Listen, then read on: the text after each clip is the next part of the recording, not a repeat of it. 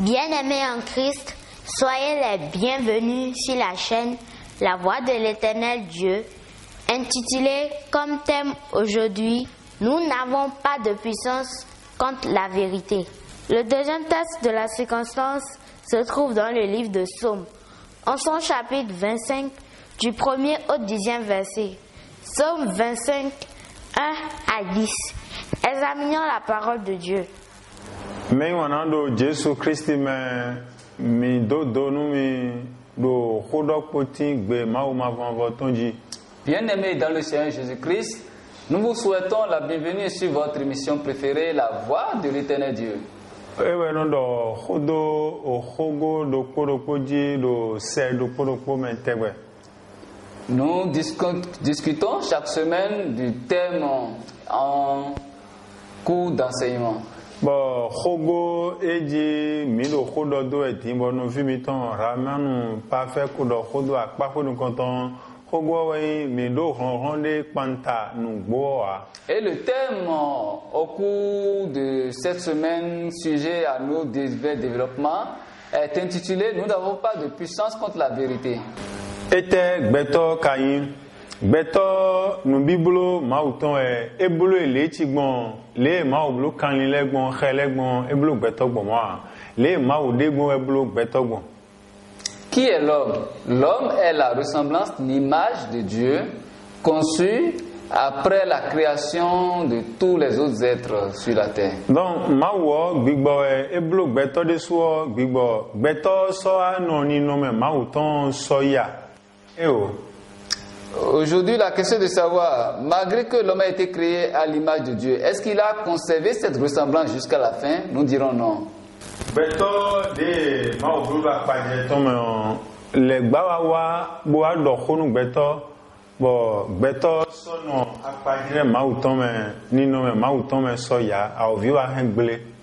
L'homme créé à l'image de Dieu a connu la déchéance.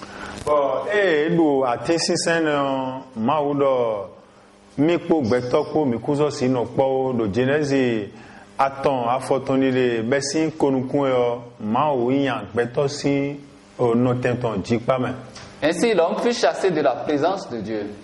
Donc gbetowu di agbaza do ma o gbigbo so do gbetome a on kinkan bio ma o ko gbetokpo sin tenti gbeto yan agbaza ma o yin gbigbo nu vovowe na mi kuzu jedine. L'homme a perdu le côté divin de Dieu et est devenu seulement chair. Le Genesi aïzen a fotoni la tongoro gbeto agbazawe ewe zon so sino gbedian.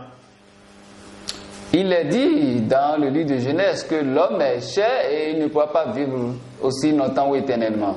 Mauka babono menino agbaza me kaka soya maule bado de gbeto ni gbeto gbigbo bwena semi po gbigbo po kun eyan bonu mawo na no zonu gbeto a mawo le ja ha baji kaka bodo de gbeto na imende mawo na no yeme mawo na no popo epo mawo ko na indopo mo e mawo bagbon. À cause de son amour, Dieu a tout mis en œuvre pour que l'homme retrouve sa nature première. Donc gbeto ne milona wani no mawo to me do vino di toton e de to mi ton de gbon je mi na wagbon le gba hangbele amo mawo le do bi ba do gbeto ni yemi me di su mawo gbonu e mo gbeto e na mo do de mawo e mo nu e ba ri do mawo si o e na mo bi do gbeto me jijo e ba e mawo de mawo jijo e mawo do e na mo bi do gbeto me. Le désir de Dieu, c'est que l'homme retrouve sa nature première, retrouve cette identité qu'il a perdue. Et tewe kai nugbo dimbo e wa ze panu gbeto gbodo ni no do nugbo. Qu'est-ce dans la vérité auquel on convient l'homme? Medo nugbo be ajemo do nugbeto ji o hun nundele timbo eje khabo gbeto do na no do ewe nugbo ado ene do nugbo nu eje ba na do ne. Il faut à l'homme l'expression de la vérité en tout temps.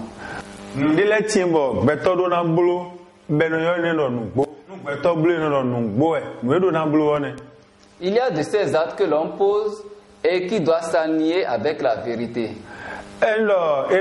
Nungbo weviton we ndo de wevina no tome gbo e nungbo weviton ne. La vérité du poisson par exemple c'est de nager, de vivre dans l'eau. Nungbo kheton we ndo de ena no zongbon je home. La vérité ou la réalité de l'oiseau, c'est de voler dans les airs. Eno o xewaje xevi waje tome gbonji wevi no won adengban me. Ero mi mo xevi be do zinzongbon tome nugbone a xevi no zongbon tome agawe no gbon. Dès que nous voyons l'oiseau commencer par nager, ce n'est plus de la vérité. Donc nous dire do nugo hunu edo gbeto bonu edo nugbonu gbeto nudele timbo medona no do bona no bolo Mao gon enele bikono gosi do ewe bulo mi etun le bulo mi gbon nu eje ha mi o yewe tun nu mede bulo nu de o nu eje ha nu o me bulo we no tun. La vérité consiste donc aujourd'hui à marcher conformément à la volonté de Dieu. Amo bonu e bulo moto o sensibilité kanu condemné gazoil na biome lo sensibilité na no biome me bulo je na do nu mi wo mi na tun si ama simon ne ko mo kondo moto mene me blo moto tonado moto lo de blo dion e o diesel we gasoil na biome nu gbo moto ne tonne. C'est au concepteur d'une voiture de définir ce qui serait sa source d'énergie. Donc o beto po nu gbo po ne mi na blo gbon mi do na do nu gbo ma we ba mo Zacharie 8 verset 16 me Zacharie tanton afoton kuno po.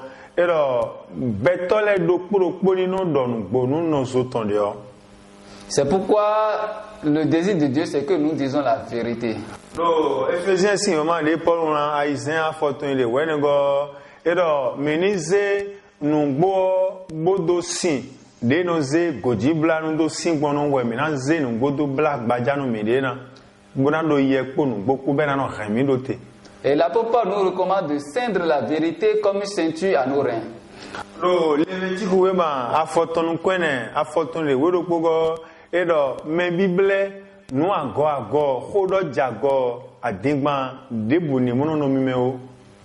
Lévitique, il est recommandé que tout ce qui est contraire à la vérité soit éloigné de nos bouches. Donc, Mao bado de mi no popo mi po, Mao wo nu gbo kawe.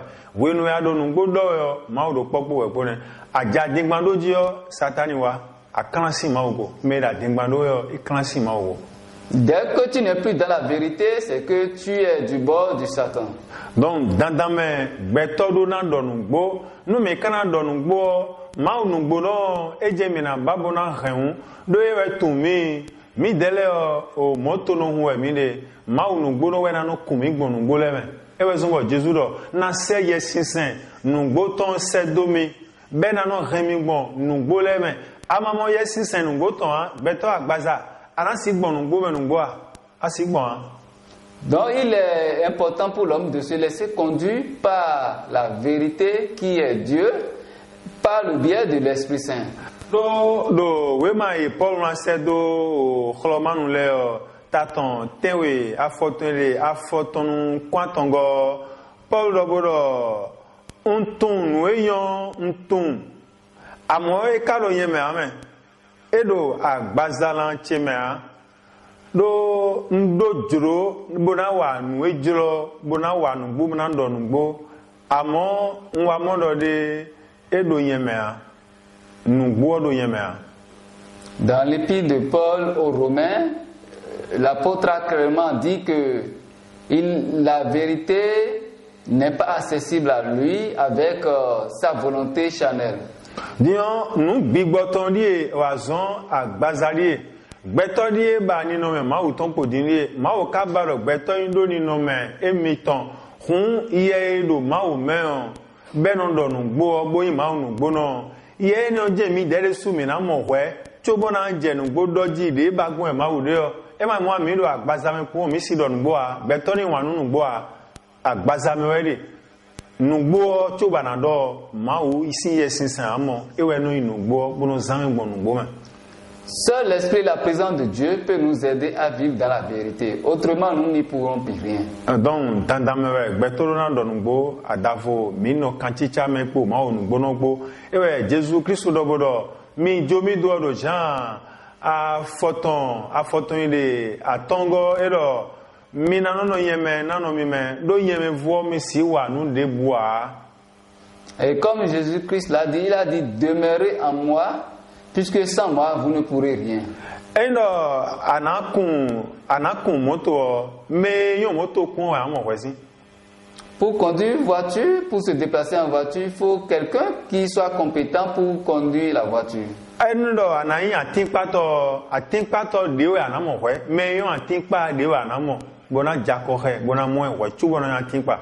Avant d'être menuisier, il faut trouver quelqu'un qui soit qualifié dans le domaine et s'associer à lui avant d'apprendre de ce tard. Ohonu edonu gbeto deni donu gbo gbeto ya udo zungo iba iye mauton bo iba mau mobo he mau dogo do utu chubo a do de mi janu gbo megbongwe momo ana do ganka sibloa. Donc, pour arriver à vivre dans la vérité, il faut courir chercher l'aide de Dieu. Do Philippiens we ma we afoton ile wa tongo do mi lo ndo joro bole mo ron bana blo we ma o do ma zon gbonu gbo me ene o ma o go enu gosi. La volonté, la force de vivre dans la vérité provient de Dieu. Ene hun yesin se ma o to me fu gbeto si wa nebo no kwa le gbede ai pegba. Donc yesin se ma uton ewe mina no bio do de mi ton leme no ajona ndo nu gbo ne ajona ndo nu gbo no do yen jona ndo nu gbo mai jakoha nu gbo doto mai mo ba ye nu gbo ton ye no zun be no ndo nu gbo mai mo ba je nu gbo doji di me jona zome bona no wuli ndo bona no ndo nu gbigbe le bona mo zon bona gbo wule o e ba mo ye ale no leton ma si blo no ale leton no ne gbere pon ale no le si ye na mo na je no waji da ale no le modo po nu ana wa nu ma no na ndo no gbo ma no ho iye ma u ton lo ma u ji be no ndo no gbo Jesu Kristo ye do ji ton be no ndo no gbo iye ne wa na ba no be na je we so na je si zan weji cho ba na je no gbo doji nu gbo blo ji di ma u no ne Kristo no mo ai gro we gbeto. Donc si nous voulons vivre selon la vérité, il nous faudrait solliciter l'aide de Dieu.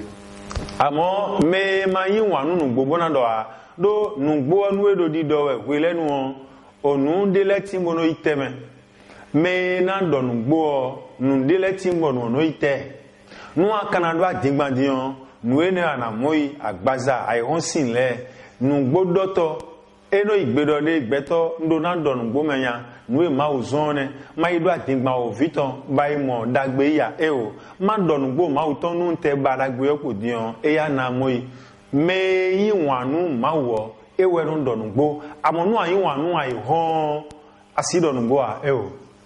Celui qui aime Dieu s'attache à la vérité, tandis que celui qui est soucieux des soucis de ce siècle, des préoccupations de ce siècle, bascule dans le mensonge.